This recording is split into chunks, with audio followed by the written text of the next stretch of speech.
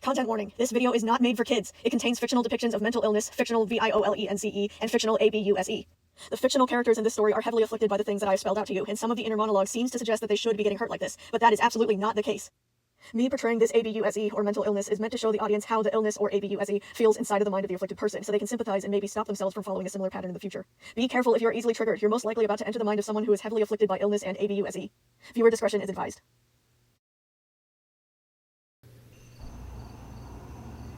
Gregory and James had been staring at the same door for over 4 hours now, but neither of them wanted to even entertain the thought that this might not actually work.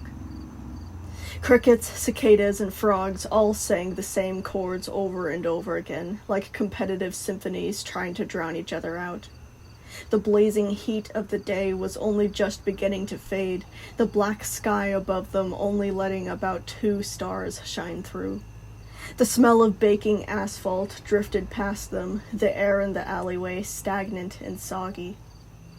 Both him and his brother were soaked with sweat, but the breeze wasn't even attempting to reach them between the buildings, leaving them hot as huskies abandoned in the desert. Both of them continuously had to fight off a swarm of mosquitoes, itchy red bumps already staking their claim over every inch of exposed skin. And yet still, no matter how uncomfortable it was to be lying down on concrete amidst mounds of trash, Gregory and James stayed firmly where they were. Their eyes were glued to an employees-only door attached to the side of the pizza Plex, a special little keypad keeping them out. Him and James had circled the building a few times, eventually deciding that this discreet exit would be much easier to work with than the others. And the good part was, even if they didn't manage to sneak inside tonight, an employee would still be bringing them dinner. Gregory shifted around uncomfortably, rubbing at his groaning stomach. When they escaped their mom's house, they had filled up a backpack with everything that they could get their hands on, but it hadn't taken long for them to run out of food. In the last 24 hours, the hunger had gotten painful enough that they had debated whether they should start begging passerbys for food, but they were scared that if the police found out that they ran away from home, they would arrest them and put them in jail forever.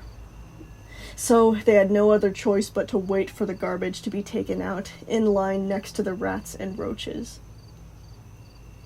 "Are you sure that they take it out at night?" Gregory asked, swatting at a mosquito that landed on his hand. James seemed a little uncertain, saying, "Well, I assumed that they would." He had to stop to slap another mosquito off the back of his neck. "If they take it out in the morning instead, we'll just wait until then. We got nothing else better to do." Gregory's guts were aching so badly he didn't have the energy to think of a new plan. He was certain that he had never, ever been this hungry in his whole life.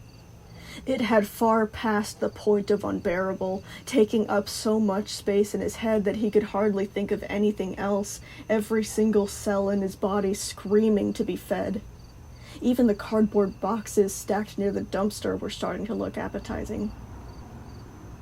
Gregory tried to distract himself with the fight against the mosquitoes, but every time he smashed a mosquito, 2 more seemed to replace it.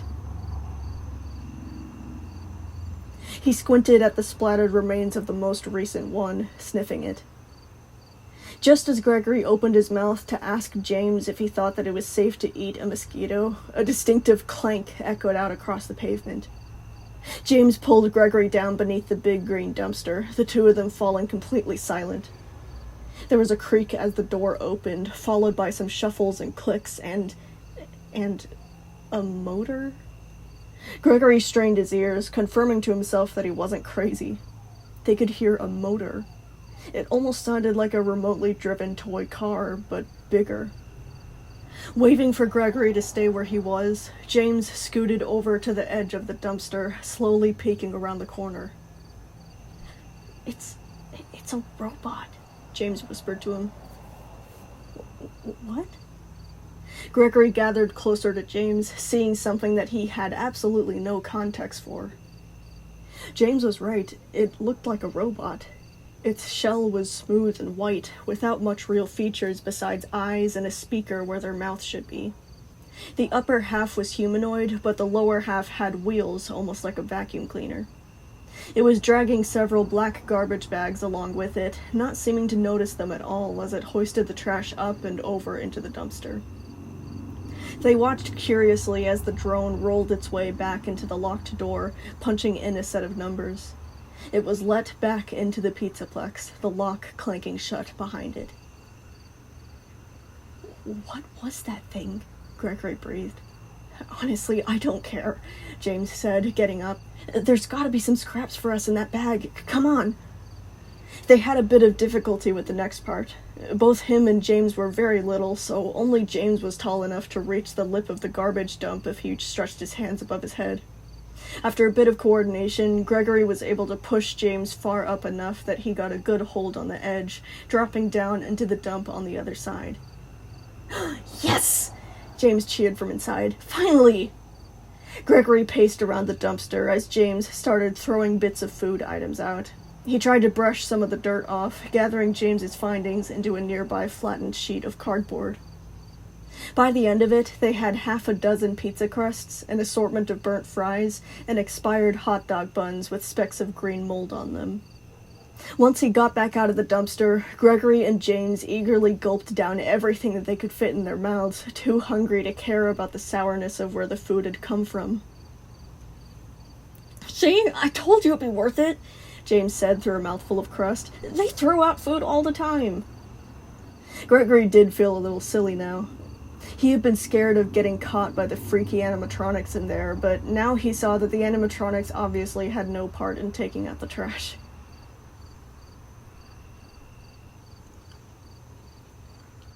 "I think tonight is the night." Gregory had been so focused on his meal, he hadn't realized that James was still watching the pizza Plex's back door. He found it hard to take in the next breath. Are you sure?" "Of course," James said, finishing off his pizza crust and offering some fries to Gregory. "I really think the robots will be able to help us." Gregory's shoulders sloped, lowering the fries from his mouth, stammering, But we'll be able to find plenty of food out here every night. We don't have to actually go in there." "Gregory, we can't just wander around the streets forever," James said. "We're lucky that we haven't gotten kidnapped by a creepy old guy already." He put a hand on Gregory's arm. "I heard that the robots are really nice, okay? They might even let us stay in there and live with them. Don't you think that'll be fun?" "No," Gregory gave a hollow laugh. "No, not really." James sighed, taking a moment to slap another few mosquitoes that had landed on his knee. "Gregory, I know you're scared of them, but the robots in there aren't that bad. Every single kid we've ever talked to said that they were really nice." Gregory didn't respond, absently picking at the Band-Aid over his right cheek. "How about this?" James declared. "I'll go in first." "What?" "I saw the code to the keypad," he explained. "I'll sneak in first and check around to see if it's safe and then come back out to get you."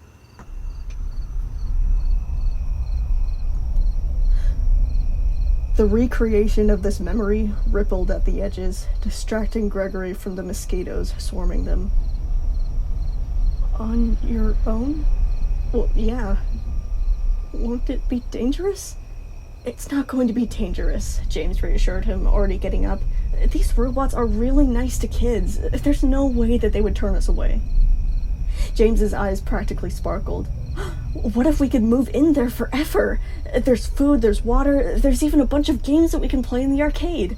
We could just do whatever we want while it's open, and then hide in a store somewhere when it closes." Gregory had to admit, the concept was tantalizing. But his initial reaction to that suggestion was being infected by a danger that he couldn't quite identify. "Wait, didn't this already happen?" "Sound good?"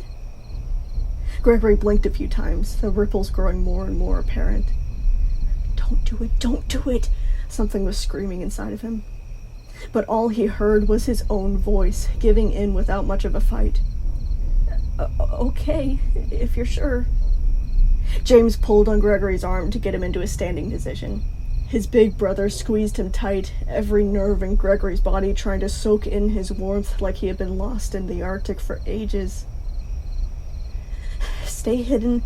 Don't talk to anyone. Don't let anyone see you at all. If a bad guy grabs you, scream as loud as you can and don't stop screaming until someone hears, James told him when he let go. I promise, I'll be back to get you soon. I'll be fine, all right? Okay. No! The shrieking in his head became louder, like a crazed asylum patient pounding on the inside of his skull. No, don't go, don't leave me! Gregory hadn't known about this before, but he knew now, in retrospect, that every exit to the Pizza Plex locked down at 9 o'clock. In about 20 minutes, James would be trapped inside. Gregory watched helplessly as the past continued on its horrible path. James approached the back door of the Pizzaplex, tiptoeing to reach the keypad so he could punch in the number that he had seen the staff bot use. When the door clicked open, James had to lean his entire body weight into pulling it out of the way. It was dark inside, just a solid sheet of black, like they were staring into the void of space. James glanced over his shoulder, giving him an eager thumbs up before waving goodbye to him. No, don't go, don't go, don't go, don't go! The door shut. James was gone. The mosquitoes stopped moving. Gregory had been staring at the back door in anguish, initially not reacting to the fact that the environment around him was falling apart. The mosquitoes weren't moving. His attention began to center on that, and he quickly brushed off the mosquitoes that had been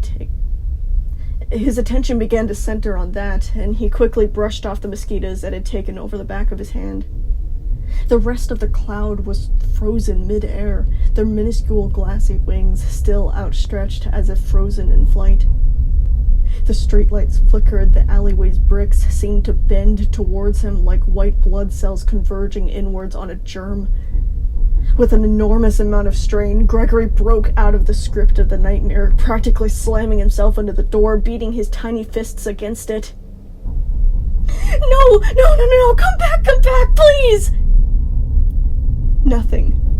Gregory was trying to punch in the code, but it was getting so hard to remember what it had even been. He kept on slipping and messing up and failing again and again until finally the keypad shut down, locking him out permanently. James! Please come back, please! He didn't get a response, but he did get a reaction. He felt something wet on his socks. Gregory looked down. A puddle of dark, viscous liquid was leaking through the bottom edge of the door. Gregory flailed backwards, falling to the gritty pavement, trying to get away from the horrible substance. It was so dark outside he couldn't tell what the growing puddle was made out of, but he could guess. When Gregory turned to run, he slammed face first into a brick wall that hadn't been there before. Gregory screamed for his brother as the dark puddle continued to spread, filling up the remaining square of concrete he had been standing on and enveloping his shoes. It was more than just warm. It was hot, startlingly hot. Just as his nose registered the smell of iron, something from inside the puddle latched onto his ankle. His scream was cut off as he was dragged beneath the liquid, the depth of it expanding far beyond what was physically possible. He couldn't tell which way was up or which way was down. He only saw the rippling red surface above him, showing him the oceanic size of this puddle. Gregory curled over, trying to rip off whatever had a hold of him. When he saw what it was, he nearly threw up.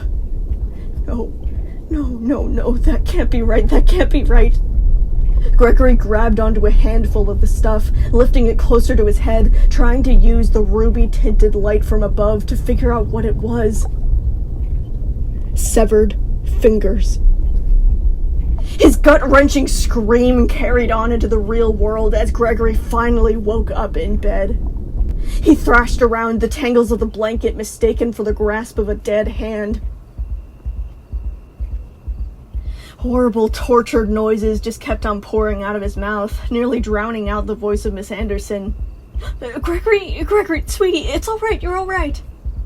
Gregory was forced to gasp for air when his lungs ran out of steam, the darkness of his room dissipating with an audible click. His closet, his dresser, the crayon drawings that covered the walls, and Miss Anderson, standing in the doorway, lowering her hand from the light switch.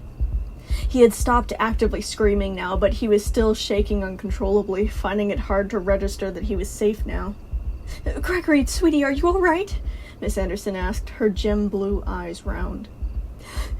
Yeah, I think... You really scared me there, Miss Anderson breathed. I just heard you screaming and crying and you weren't waking up and... Gregory found Snowcone, who had been tossed around during the panic. He hugged the little dinosaur plushie close to his chest, his heartbeat hammering against the soft triceratops.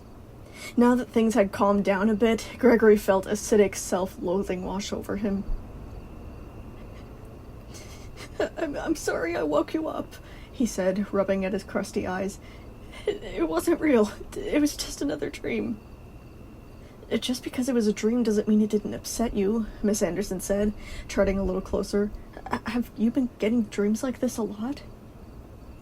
Gregory swallowed dryly, nodding. How often? Every night. Do you want to tell me what this one was about? Gregory avoided her gaze, growing a bit bashful.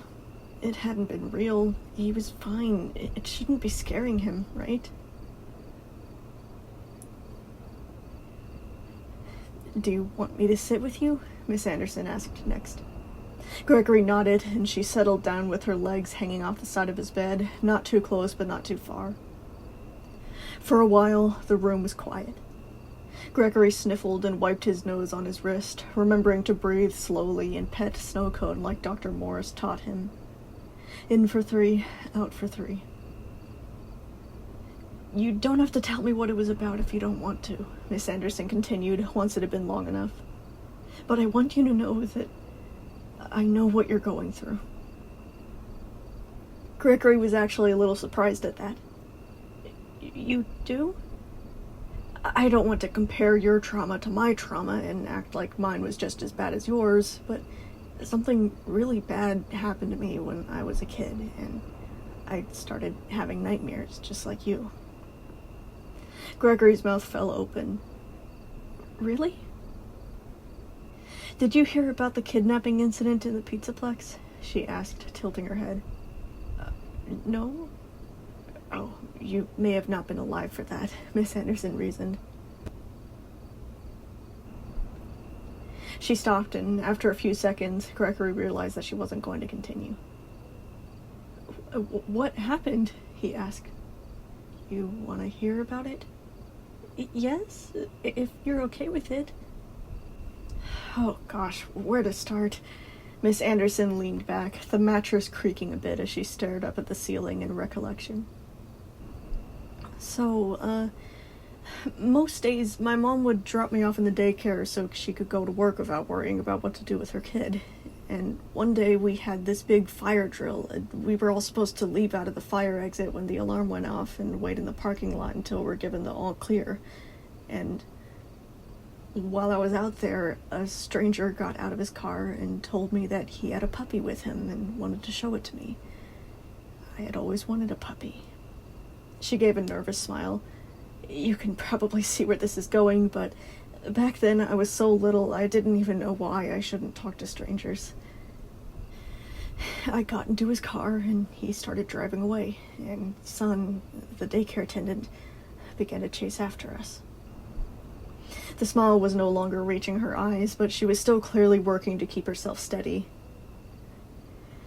Eventually, we turned into a wooded area, and the guy pulled out a gun.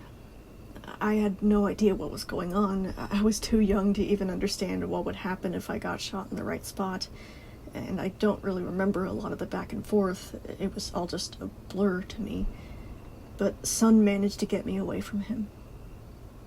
Her ankles were now folded together, one arm rubbing the other as she stared into space. Son saved my life, but he had to hurt that man very badly to do it, and almost died in the process. She blinked rapidly a few times, forcing out a ragged sigh and turning her head back towards Gregory. Again, it doesn't really compare to the trauma that you went through, but still, for years afterwards, I had nightmares about that day. I was always scared that that man would come back to take me away again. I was scared that next time, Sun might not be around to save me. I slept with the lights on for 2 months and spent the better part of 4 years in therapy with Dr. Morris. Dr. Morris was your therapist too? Yeah. Miss Anderson nodded. When I saw who you're being treated by, I knew that she could be trusted with you since she was able to help me when I was little too. Gregory turned his attention back to Snowcone, the story slowly being digested. Anyway, my point is, Miss Anderson went on, I know what it's like to have nightmares like this every night. It's horrible, and it doesn't matter that they aren't real. They still hurt you, and you don't have to be ashamed to admit that. When do you think is the last time you properly slept? Gregory hated that he had to start counting backwards in his head. Since before the pizza Plex. Do you want to talk about any of the bad dreams? The words balanced on the tip of his tongue, like someone in the Olympics standing on a diving board and debating whether they had the courage to actually jump. Tears welled up out of nowhere, making him immediately hold his face, trying to hide it. Sorry, I'll try to stop. No, Gregory, remember what we talked about? It's okay if you need to cry, Miss Anderson reassured him. Nothing's wrong with crying. You don't have to feel ashamed.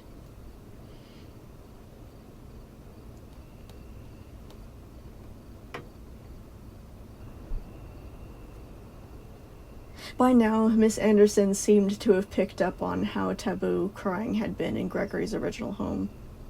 But even though he already knew what she was going to say each time, it didn't stop the instinctual urge to cover it up. I shouldn't have let him go in there, he whispered miserably. Letting out that tiny portion seemed to throw open the floodgates of an unstoppable chemical reaction. I shouldn't have let James go in there. I knew it wasn't safe. I should have said something. I should have stopped him. The quiet of the night was being upended by all the noise that he was making, but he couldn't control himself anymore. I don't deserve any of this. I don't deserve to get away from my mom and come here and live with you and get toys and get a phone and get food every single day. He's the one that should be living with you, not me. He was the big brother. He was brave and he went in first because I was just too scared. And he died for that. He shouldn't have died just because he was stronger than me. If I just stopped him, maybe if I just went in with him, or maybe if I went after him the first night when he didn't come back, he wouldn't be dead. Gregory was panting hard by the end, the entire room blurred out by his own tears. Miss Anderson reached to him, and Gregory immediately buried himself in her embrace, his body racked with sobs as she tried to soothe him. It didn't matter that he hadn't known her for very long. He just needed someone to hold him together. It's all right, Gregory, it's all right, just let it out, Miss Anderson was telling him, rubbing his back. His whimpering cries filled the cold air of the home, so abrasive to its serene stillness that he thought maybe the neighbors would be able to hear him. He sniffled, still pressing his face into her shoulder. I just want him back. I miss him so bad. That makes sense. It's completely normal for you to be feeling this way, Miss Anderson began gingerly. I know that there's a whole lot of emotions going on with you right now, and I don't know how to make them go away, really, but She hugged him a little tighter. I just want you to know that it's not your fault, okay? You didn't know what was going to happen. You were just a little kid. He was also a little kid. He couldn't have known that it would lead to this.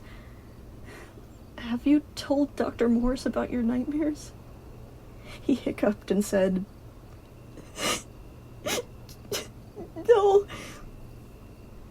Maybe she can try and help you out with this, Miss Anderson suggested. I bet that she can give you some pointers on how to manage nightmares like this. Really? Yeah, Miss Anderson pulled away enough to look at him, handing him a wad of tissues. He blew his nose, getting his shuddering lungs to take in a few deep breaths and attempts to clear his head. He felt secure in her arms in a way that he had only experienced with Freddie before, the gentle rubbing on his back helping his tears slow down as he calmed himself. Do you think there's anything I can do to help? She asked once he had gone quiet. He felt a little childish to even be thinking of this answer, but he was scared that he wouldn't be able to go back to sleep if he didn't at least ask. Is it okay if you stay with me? He asked. I don't really want to be alone right now. Of course I can stay, Miss Anderson agreed, already sorting through his tangle of blankets to get him into a more comfortable position. Here, I'll stay here with you as long as you want, okay? Gregory climbed back under the covers, taking Snowcone with him as Miss Anderson tucked him in. After getting up to turn off the lights, Miss Anderson sat back down on his bed, staying there like a guard holding up their position. Gregory initially worried that the presence of someone else in the room would keep him up. But soon enough, he felt himself drifting further and further into unconsciousness, the safety of being watched over helping to untie the anxious knots that his insides had been wrapped in. Before he even realized that it was working, Gregory fell back asleep.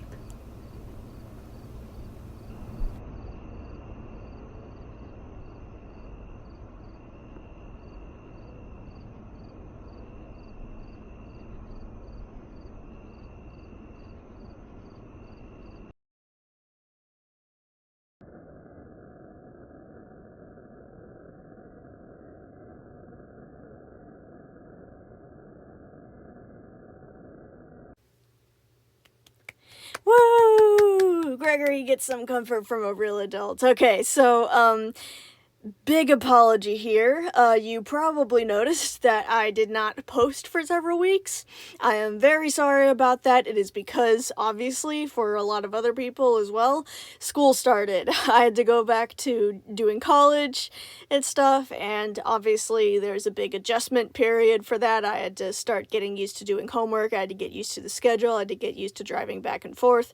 I had to get used to all of this crazy stuff, and I just had to drop doing the YouTube and editing and stuff for just a little bit so I could get used to all of this stuff and so that I could, just ensure that my education wouldn't fall flat because, you guys probably understand. So sorry about having to skip a few weeks. It was just getting through this adjustment period and making sure that I had everything handled. So by now, I'm pretty sure that I'm well adjusted enough that I can go back to editing, so I am fairly certain that I can get the next episode out in 2 weeks, but if there is some sort of delay, then just know that it is most likely college related and I'm going to be getting it out as soon as I possibly can. So, just be patient. Just know that it is because of education reasons.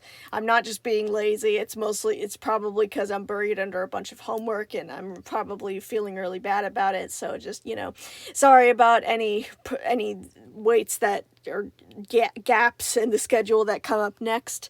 So remember before you leave, remember to like the video and comment about your favorite part. You don't have to make a big elaborate comment. It can just be a keyboard smash, or it can just be like a random emoji or something. Just anything to help the algorithm push it to other people. It really, really helps, and I really appreciate every single comment. So thank you so much for doing that. Thank you for coming this far inside the series. I love you guys so much. Thank you for all of your patience. Thank you for still being here with me. I really, really appreciate it. I love you guys. Thank you so much for still being here. Bye. Woo.